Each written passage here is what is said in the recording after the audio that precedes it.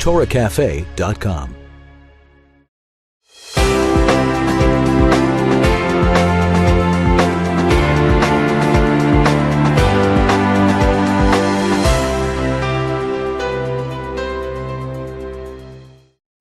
Please welcome the Education Director of the Rohr Chabad Center for Jewish Student Life at Binghamton University and International Lecturer, Mrs. Rivkah Slonim.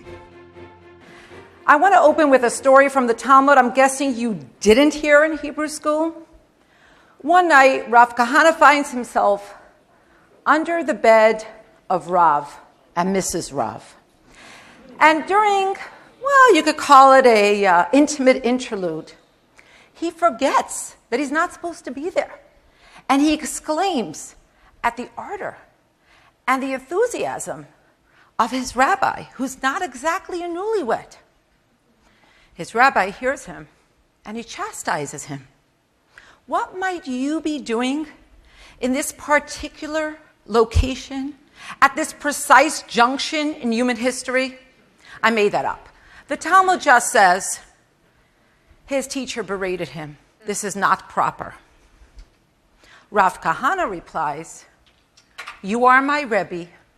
I am here to study Torah. Most instructive is that there's no rebuttal on the part of his teacher and none on the part of the authoritative Talmudic narrator. It's Torah, and he has to study.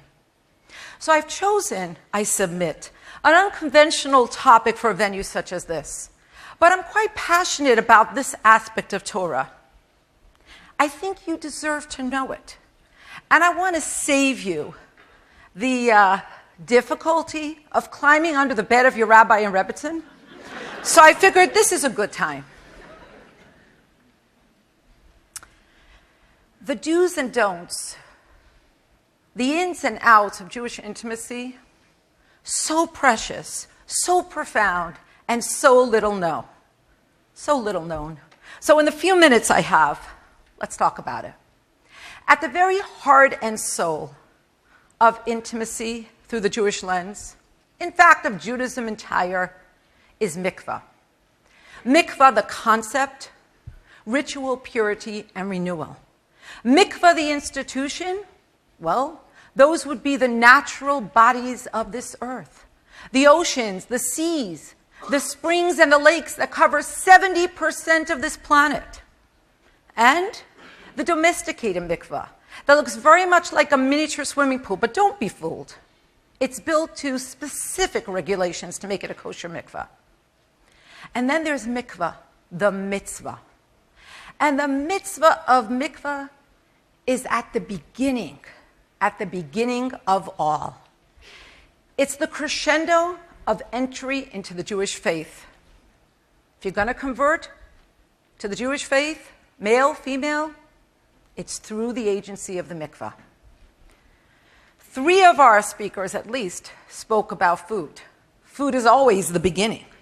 Well, in Jewish law, you need to immerse the vessels that will be used for preparation and service of food.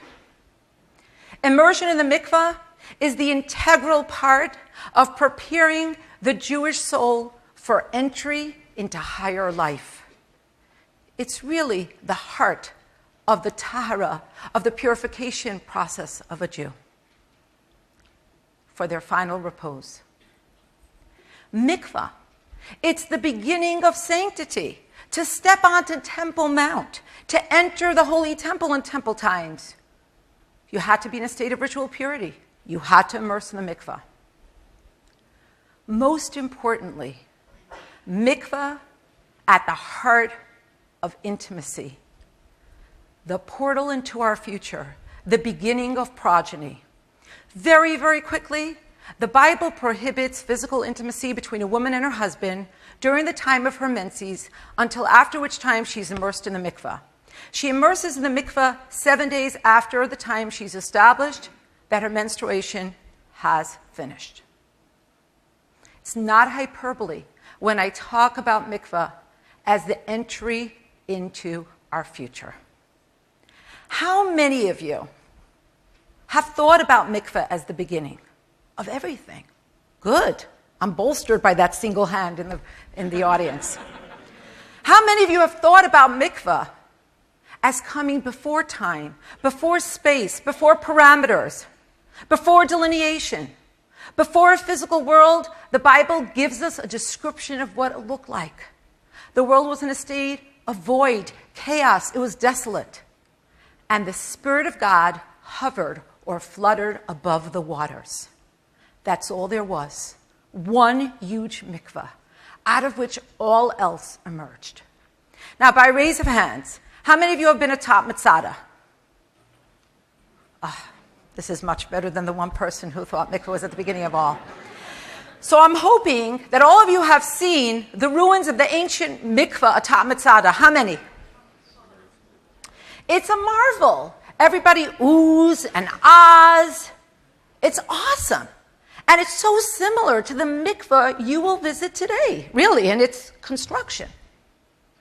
But I think in all of this marveling and awesomeness, we lose what's most awesome about this. Who built that mikveh atop Masada? Think about this. The years before the destruction of the Second Temple were marked by incredibly painful internal strife, especially in Jerusalem. The three factions, well, you had the Friends of Rome, the Sadducees. You had the embittered minority who favored an accord with Rome because they felt there was no other way. And then you had the Zealots. And the Zealots went against convention. They went against rabbinic thought. They were joined by the Sicarii, hordes of lawless bandits. Now I want you to envision this. In the year 66, the Sicarii take over a Roman garrison atop a mountain, what we so fondly think of today as Masada. These Sicarii, what the Pew Study would definitely term marginally affiliated, scantily observant, rebels, they build a mikveh. Not because they have any intention of returning to the Holy Temple, no. But even the Sicarii, in that tenuous, precarious time, not knowing if they would live hours, days, or weeks, could not think of Jewish life in any shape or form without a mikveh for the purpose of family purity. I want you to think about this. I want you to think about what kind of statement this is about mikveh, about its centrality in Jewish life. And now I want you to think, how did mikveh go from being what's most important to Jews to being the Cinderella of Jewish observance? So few Jews know about this. Well, it's true. You don't exactly observe this around a dinner table like Shabbat candles. You don't exactly see this in the kitchen like kashrut. It's private. It's intimate. Privacy is a very important value in Jewish life. But I think there's something more at work. People are afraid to speak about this publicly.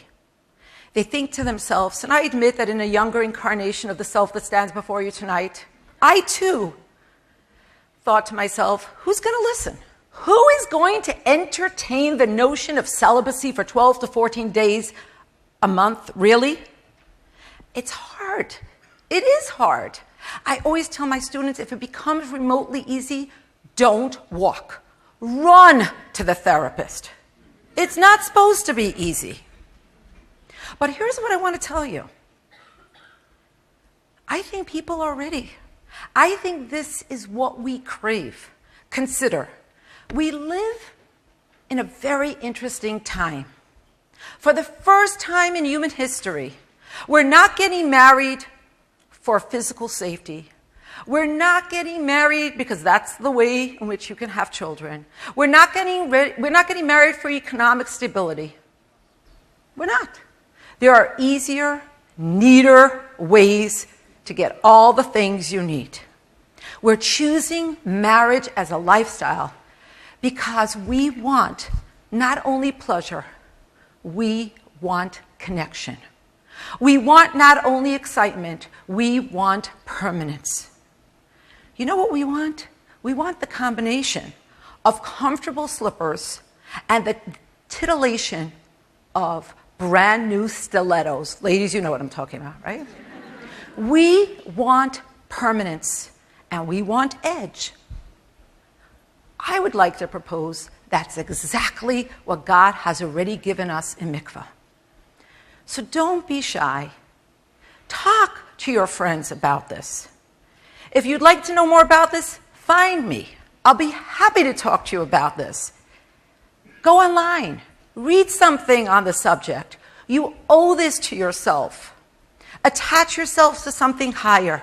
Attach yourself to the blessings that flow from Mikvah. Go ahead.